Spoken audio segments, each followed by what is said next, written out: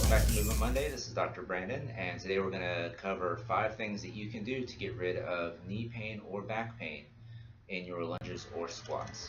Do your ankles feel stiff, or do you come up on your toes when trying to go down into a squat to try to get your squat lower? Chances are you are running out of ankle mobility. Lacking that mobility in the ankles makes it so that we have to make up for it somewhere else. That means other areas, especially the low back, have to become more mobile to compensate for the ankles, and when this happens in the low back, it can lead to a disc injury from having to tuck under to make up for the ankle. For starters, we'll do a simple ankle self-mobilization, allowing us to keep our heels on the floor in both the lunge and the squat, and can take the stress off the low back.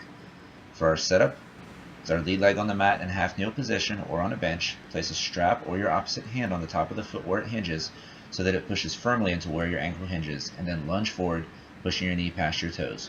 Repeat 15 to 20 times, and while you're here, treat all the motions of the joint where your shin and ankle come together by also going from side to side with your mobilization. Feel desk-bound and lacking mobility in the hips? This next movement will help you regain some of that lost extension to your hips.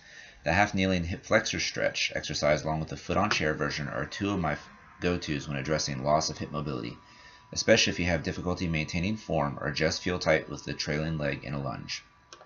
Do your knees go towards each other in a squat, going up and down stairs, or in a lunge, or have you had it pointed out that you pronate when you run or lunge? Chances are you're missing some control at the hip, and the following 3 exercises are designed to restore control. Starting off with the side plank with a clam.